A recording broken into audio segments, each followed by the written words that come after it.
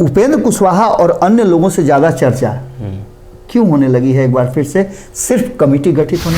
क्यों इस बात की चर्चा हो रही है कि केसी त्यागी नहीं? क्यों चर्चा हो रही है कि इस लिस्ट में अशोक चौधरी नहीं? क्यों इस लिस्ट में चर्चा हो रही है कि हरिवंश नहीं है? इस बात को लेकर के भी चर्चा हो रही है कि मंगनी लाल मंडल जो हैं उन्हीं को क्यों उपाध्यक्ष बनाया गया? एक बार भी लालू प्रसाद से इतर नहीं गए।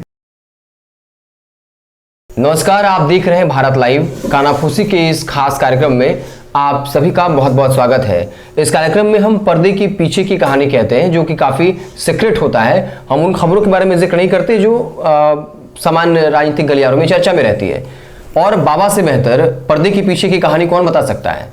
आपको बता दें कि एक कानाफूसी चल रही है राजनीतिक लोगों के बीच में कि नीतीश के रहते ललन सिंह ने खेल दिया बड़ा खेल, आरजेडी से आए नेता को दिया गुप्त टारगेट। इसी पे चर्चा बाबा बताएंगे आपको कि आखिर ललन सिंह ने कौन सा खेल कर दिया नीतीश कुमार के रहते हुए या उनके जाने अनजाने में, और उसके बाद आरजेडी से जो नेता हैं उनको कौन सा गुप्त टारगेट दिया है। बाबा, जो एक पूरी खबर है कि ललन सिंह ने आरजेडी नेताओं को गुप्त टारगेट पे लगा दिया, क्या खानाफूसी चल रही है जो बड़े बड़े नेता हैं उनके बीच में ये सब चीज़ें चल रही हैं? देखिए हिमांशु, सबसे पहले तो लगातार आप लोग जो खबरें कर रहे हैं जी, ये खबरें वो हैं जो सतह पर आती हैं, जो लोगों को पता भी है। सिर्फ उस खबरों को आप लोग उस नेता के मुंह से बता देते हैं कि इस नेता ने ये कहा, उस नेता ने ये कहा, लेकिन पर्दे के पीछे जो बातें चलती हैं वो नजर नहीं आता। जैसे आपने फिल्म देखा होगा तो फिल्म के स्क्रिप्ट राइटर से लेकर के उसके डायरेक्टर तक का कोई तस्वीर नहीं आता है। पर्दे पर नजर कौन आता है? तो जो एक्ट करता है, चाहे वो विलेन हो, हीरो हो, हीरोइन हो, कोई भी, लेकिन आता उसी के लिए सारी ये रचना रची जाती है। तो इस फिल्म के हीरो जो हैं वो नीतीश कुमार हैं। बिहार के राजनीति के हीरो नीतीश कुमार हैं। अब उनके साइड हीरो के रोल में आना चाहते हैं तेजस्वी यादव। लेकिन हम ये नहीं कह रहे हैं कि विलेन कौन है, लेकिन आप जानते हैं कि फिल्मों में भी चलता है कि रोल काटे जाते हैं, यहाँ तक कि डायलॉग तक काटे जाते हैं कि कहीं हमसे आगे मत निकल जाए। बिल्कुल बिहार के राजनीति में उसी तरह की चीज़ें सामने आ रही हैं। सामने कुछ नज़र आ रहा है, हो कुछ रहा है, और जो कानाफूसी के द्वारा ही आप बता सकते हैं। आपको पता है कि मैं लगातार इधर विधान परिषद और विधानसभा की कार्रवाई का हिस्सा रहा हूँ। मैं लगातार वहाँ मौजूद हूँ। कई नेताओं से हमारी बातचीत होती है। मेरी आदत है कि मैं किसी के साथ तस्वीर नहीं, और ना ही किसी के साथ हुई जो इंटरनल बातें हैं वो मैं साझा करता हूं। लेकिन एक पत्रकार के लिए वो इनपुट बहुत बड़ा होता है। बिहार की राजनीति में एक बार फिर से वो चीजें होने लगी हैं जो 2015 से 17 तक हुई थी। 2017 में क्या हुआ था सभी जानते हैं। नीतीश कुमार ने पाला बदल दिया था। जिनका हाथ पकड़ करके वो राजनीति में आगे लेकर के आए थे उन्हीं का साथ छोड़ दिया था। हम ये नहीं कह रहे हैं कि नीतीश कुमार एक बार फिर से साथ छोड़ देंगे, लेकिन आखिर नीतीश कुमार साथ नहीं छोड़ेंगे तो उपेंद्र कुशवाहा और अन्य लोगों से ज्यादा चर्चा क्यों होने लगी है एक बार फिर से, सिर्फ कमेटी गठित होने पर? ये बड़ी बात है ना कि कोई भी कमेटी या कोई भी फैसला, कोई भी कहा जाता है पंचायती अगर होता है तो उस पंचायती का जो मूल बात होता है वही लोग जानते हैं। पंचायती के भीतर क्या क्या हुआ वो लोग नहीं जानते हैं, लेकिन वही मूल है जो मेन फैसले को सामने लेकर के आता है। बिहार की राजनीति में इस जो जदयू लिस्ट तो जदयू का जारी हुआ है, लेकिन चर्चा पूरे बिहार से लेकर के केंद्र तक क्यों है?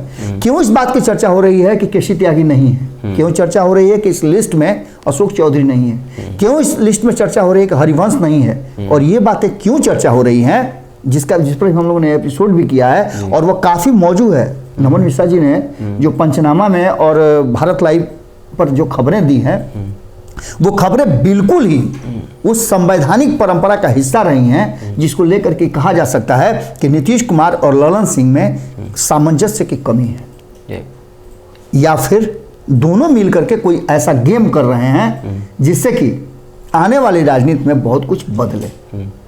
क्योंकि नीतीश कुमार राजनीतिक रूप से बड़ी ही सशक्त व्यक्ति हैं। भले ही उनको कोई कह दे कि इनका जांच करवाना चाहिए, इनका दिमागी हालत स्वास्थ्य ठीक नहीं है, लेकिन जितना स्वस्थ नीतीश कुमार हैं वो नजर आया। कल उन्होंने जो बातें बिहार दिवस के अवसर पर कही वो एक सशक्त और परिपक्व व्यक्ति ही कह सकता है। लेकिन खैर हम जिस बात की चर्चा करने के लिए आए हैं वो चर्चा ये है कि इस बात को लेकर के भी चर्चा हो रही है कि मंगनी लाल मंडल जो हैं उन्हीं को क्यों उपाध्यक्ष बनाया गया? सिर्फ एक ही को क्यों बनाया गया? केसी त्यागी बार बार ये बात कह रहे हैं कि हम तो ठीक है, हमने कह दिया था कि हम नहीं रहना चाहते हैं इस कमेटी में, लेकिन हमने कह दिया, आपने कर दिया, तो पहले क्यों नहीं किए? इससे पहले भी तो हमने कहा था कि हम कमेटी में नहीं रहेंगे, आरसीपी के समय भी कहा था, लेकिन उस समय तो आपने शामिल कर लिया था। आज आपने बिना मुझे सूचित किए हुए, कॉन्फिडेंस में लिए हुए आपने जो भी किया और मीडिया से मुझे जानकारी मिलती है, तो ये दुखद है मेरे लिए। अब इस बात से हम आगे नहीं कुछ कहेंगे, अभी बहुत लोग हैं जिनका नंबर आना है, हमने खबरों में भी इस बात को बताया है। लेकिन अब शुरू करते हैं हम उस एपिसोड को, जिस एपिसोड में कुछ नाम हम आपको बताएंगे, लगभग आधा दर्जन से ज़्यादा नाम हैं, और ये राष्ट्रीय जनता दल के नेता हैं, पूर्व में रहे हैं और किसी न किसी कारण से ये शिफ्ट होकर के आए हैं। आपको याद होगा, इससे पहले श्याम रजक गए थे, नीतीश कुमार के खेमा में जाने से पहले वो लालू प्रसाद के लेफ्ट हैंड हुआ करते थे। राइट हैंड चले गए भाजपा में और लेफ्ट हैंड चले गए नीतीश कुमार की पार्टी में। अब आप समझ लिए कि राइट लेफ्ट आप जानते ही हैं, एक तरफ श्याम रजक थे तो दूसरी तरफ रामकृपाल यादव थे, दोनों ही चले गए अलग अलग, और इसका डैमेज निश्चित रूप से लालू प्रसाद को हुआ था। अब इस बार जो लिस्ट आपके साथ है, आप सामने है, जो कि आपने छांट करके निकाला है, वो जो कमेटी बनी है, राष्ट्रीय कमेटी और राज्य कमेटी, उसमें से छांट करके निकाला। इसमें बहुत सारे नाम हैं, जिसमें मंगनी लाल मंडल का तो हमने बता ही दिया कि मंगनी लाल मंडल को, जो कि राष्ट्रीय जनता दल से आए थे, सांसद रहे हैं, और कहा जाता है कि कभी लालू प्रसाद के बहुत करीबी हुआ करते थे। उनको नीतीश कुमार की टीम ने या फिर ललन सिंह की टीम ने कहा जाए, अगर बनाया है राष्ट्रीय उपाध्यक्ष, तो इसके पीछे का मकसद जरूर होगा, क्योंकि राष्ट्रीय जनता दल के लोगों को इस तरह से सम्मान देना और इस तरह से एक्टिव पार्ट बनाना अपनी टीम का बहुत कुछ कहानी कह रहा है। अगला भी नाम बहुत सारा आपके पास। हाँ, गिरधारी यादव हैं जो लोकसभा मेंबर हैं और उनको भी महासचिव बनाया गया है। दसाई चौधरी जो पूर्व केंद्रीय मंत्री रह चुके हैं, उनको महासचिव का पद दिया गया है। विजय कुमार मांझी जो एमपी है लोकसभा के, उनको जगह मिली है महासचिव के तौर पे। भगवान सिंह कुशवाहा, उनको महासचिव बनाया गया है। कमरे आलम है, एक्स एमएलसी है, उनको महासचिव का पद मिला है। इसके अलावा Ali Ashraf, x union minister, पूर्व केंद्रीय मंत्री, उनको भी महासचिव का पद मिला है। और ये तमाम नेता जो है वो आरजेडी से आए हुए हैं और उनको एक बड़ी जिम्मेदारी मिली। बिल्कुल, आपने जो नाम गिनवाए ये स्तंभ हुआ करते थे और लालू प्रसाद की किचन कैबिनेट के हिस्सा हुआ करते थे। जैसे इसमें आपने सबसे बड़ा नाम जो लिया है वो अली अशरफ का है। अच्छा। अली अशरफ अपने पूरे जीवन, राजनीतिक जीवन में एक बार भी लालू प्रसाद से इतर नहीं गए, लेकिन 2019 के चुनाव में उन्हें लगा कि उनको टिकट मिलेगा। आपको बता दें कि अली अशरफ जो हैं दरभंगा से 4 बार सांसद रहे हैं, मंत्री भी केंद्र में रहे हैं, और इतना बड़ा चेहरा अगर उसको कमेटी में जगह दिया जाता हो, नीतीश कुमार की टीम का वो अहम हिस्सा हो, भले ही फिर हम बता रहे हैं कि ललन सिंह का फैसला हो या नीतीश कुमार का फैसला हो, फैसला किसी का भी हो, नीतीश कुमार अक्सर देखिएगा आप कि दूसरे के कंधे पर बंदूक रख के धाए धाए फायर करते हैं। आप देख लीजिए शरद यादव वाले मामले में नीतीश कुमार थोड़े कहा कि आप पार्टी से चले जाइए, ऐसा माहौल बना दिया उनके विरुद्ध, एक ऐसा मतलब माहौल बना कि वो अब पार्टी में असहज महसूस करने लगे थे। उसके बाद आप देख लीजिए कि आरसीपी सिंह, उनके विरुद्ध किस तरह की रणनीति बनाई गई थी, क्या कुछ हुआ था पार्टी के भीतर। जब वो जाते थे तो उनसे मिलने कोई नहीं आता था, माने अछूत की तरह उनको छोड़ दिया गया था, तो अंततः उन्होंने अलग थलग कर दिया गया था। बिल्कुल उसी अंदाज में आपने उपेंद्र कुशवाहा को भी देखा। अब ये लड़ाई जो है कही जा रही है कि ललन सिंह वर्सेस अशोक चौधरी चल रही है। कितना सच है ये तो वक्त बताएगा, वक्त सबका फैसला करता है। लेकिन अली अशरफ को जिम्मेवारी देना कहीं ना कहीं इस बात की तरफ इशारा कर रहा है कि जो लोग राष्ट्रीय जनता दल से आए हैं, आने वाले चुनाव में उनकी भूमिका बड़ी हो सकती है, और इस बड़ी भूमिका में कहीं ना कहीं साफ नजर आ रहा है कि नीतीश कुमार का अपर हैंड होगा। इसके साथ साथ दसाई चौधरी जो बहुत पुराने नेता हैं, सामंजस्य भी जातीय समीकरण के आधार पर बैठाया गया है। इसका सीधा मतलब है कि कहीं ना कहीं नीतीश कुमार और ललन सिंह का जो सोच का दायरा है वो फोकस भारतीय जनता पार्टी पर भले हो, लेकिन सबसे ज़्यादा उनका फोकस जो है वो राष्ट्रीय जनता दल पर है। राष्ट्रीय जनता दल के जो नेता आए हैं उनको मान सम्मान देकर के, क्योंकि दो एंगल पर काम हो रहा है। एक एंगल आपने देखा होगा, कुशवाहा समाज के लोगों को बहुत भारी मात्रा में हर 3 नाम के बाद एक नाम है, तो उन लोगों को स्थान दिया गया है, क्योंकि कहा जाता है कि जदयू जो है लौह कुश की पार्टी है। लेकिन जो कानाफूसी चल रही है वो मैं आपको बता दूं कि दसई चौधरी हुए, कमरे आलम हुए, भगवान सिंह कुशवाहा जो कि एकदम एक्शन में है, और उपेंद्र कुशवाहा बाहर हुए हैं, तो उनके स्थान पर उन्हें देखा जा रहा है। कितना माने सफल होता है ये तो अलग बात है। यहाँ तक कि भगवान सिंह कुशवाहा का अब नाम जोड़ा गया नहीं जोड़ा गया, या वो खुद से ये बात कह रहे हैं कि उपेंद्र कुशवाहा वाला MLC का सीट भी उनको मिलेगा। हालांकि इस पर दावेदारी उमेश कुशवाहा की ज्यादा हो रही है। अच्छा। क्योंकि पार्टी के प्रदेश अध्यक्ष भी हैं। तो ऐसी स्थिति में एक उपेंद्र कुशवाहा का विकल्प चाहिए था। उस विकल्प की तलाश में भगवान सिंह कुशवाहा को एक बार फिर से, जो कि कई जगह घूम करके आए हैं, राष्ट्रीय जनता दल से जदयू में आए, जदयू से फिर RLSP में गए, घूम करके बहुत लंबा सफर तय करके उसके बाद LJP में भी गए, सब जगह से घूम करके फिर वापस आए हैं। कितना भरोसा इन पर ललन सिंह और नीतीश कुमार करते हैं ये एक अलग विषय होगा, लेकिन तत्काल उनकी आवश्यकता इसलिए थी कि वो एक कुशवाहा समाज के बड़े नेता माने जाते हैं और मंत्री भी रहे हैं बिहार सरकार में। इसके साथ साथ सबसे बड़ी बात यह है कि जिस क्षेत्र में कुशवाहा समाज का वर्चस्व है उस क्षेत्र से ये आते हैं, जगदीशपुर से। तो ये सबसे बड़ी बात है। और इसी को लेकर के जगदीशपुर में आपको पता ही होगा कि जब आ रहे थे उपेंद्र कुशवाहा तो उनका विरोध भी हुआ था। हमने वो भी खबर आपको चलाई थी, हालांकि नाम उसमें की बात आई थी। हाँ, हम लोगों ने उस खबर को चलाया भी था, और इतना ही नहीं, उस खबर में नाम भी जोड़ा गया था इनका और धीरज कुशवाहा का।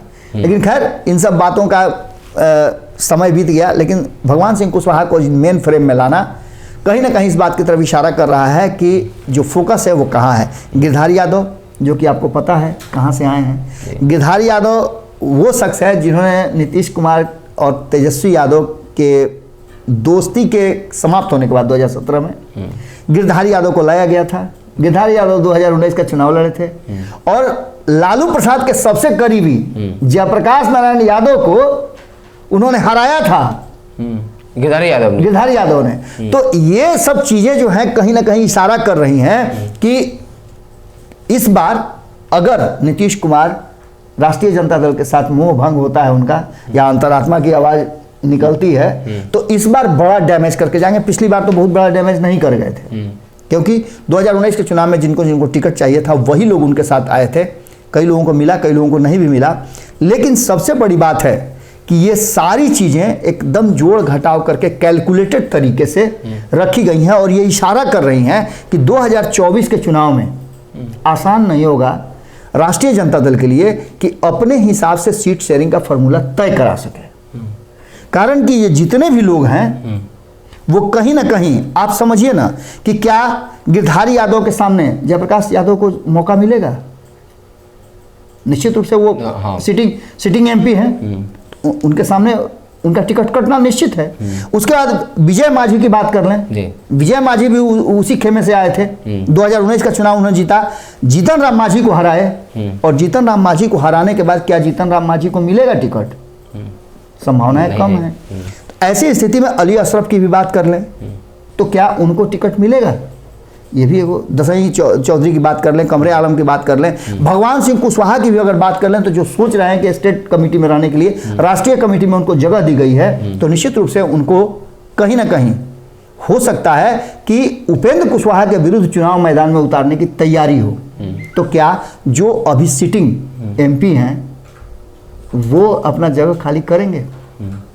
ये सारी बातें हैं, और इन सारी बातों को लेकर के जो 1 नंबर 2 नंबर रहा है 2019 के चुनाव में, 2024 में ये बड़ा टक्कर होने वाला है। और खास करके जो ये खेल खेला गया है नीतीश कुमार के रहते, आगे बढ़ करके ललन सिंह ने जो ये दाव खेला है, ये निश्चित रूप से RJD से आए नेताओं को एक बड़ी जिम्मेवारी और गुप्त प्लान का हिस्सा बनाया गया है। इसका मतलब है कि आने वाले बिहार की राजनीति में अभी बहुत सारा ट्विस्ट होना बाकी है। कानाफूसी तो यही चल रही है कि नीतीश कुमार 2024 की तैयारी के लिए पूरी तरह से अपने आप को तैयार कर चुके हैं, और जिस समय से ये बातें साफ नजर आई है। नीतीश कुमार अक्सर कहते रहते हैं कि न तो उन्हें मुख्यमंत्री बनने की लालसा है, न प्रधानमंत्री बनने की लालसा है, वो सिर्फ सेवा करना चाहते हैं। तो क्या इस बार की सेवा करने से पहले, 2024 के चुनाव से पहले, एक बार फिर से नीतीश कुमार नए सिरे से अपने राजनीतिक जमीन को फिर से उर्वरक बनाएंगे?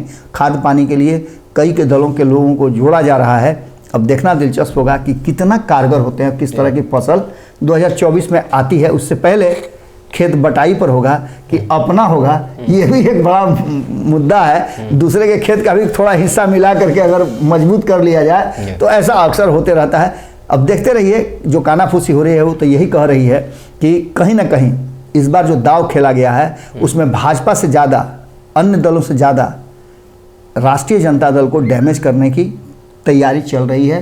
कितना हो सकता है, कितनी सच्चाई है इसमें, आप कमेंट बॉक्स में जरूर लिखिएगा। बाकी तो आप समझ ही रहे हैं सब। चलिए, तो अगर आप हमें फेसबुक पर देख रहे हैं, हमारे पेज को लाइक कर लीजिए। यूट्यूब पर देख रहे हैं, हमारे चैनल को सब्सक्राइब कर लीजिए, ताकि बिहार की जो भी छोटी बड़ी और अंदर की खबरें हैं हम आप तक लगातार साझा करते रहें, पहुँचाते रहें। बहुत बहुत धन्यवाद। और वह बिहार के राजनीति और बिहारियत से सरोकार रखेनी तो सब्सक्राइब बटन दबा के चैनल के सब्सक्राइब कर ली। ओजे एगो घंटी बा, ओकरा बटन दबा देला से कुल सटीक और मारक खबर रुआ मुफ्त में मिल जाई। अगर रुआ पत्रकारिता के हमनी के नया प्रयोग में सहयोग कर चाहतानी तो ज्वाइन बटन दबा दी। पेटीएम नंबर नोट कर ली 9386816700। धन्यवाद।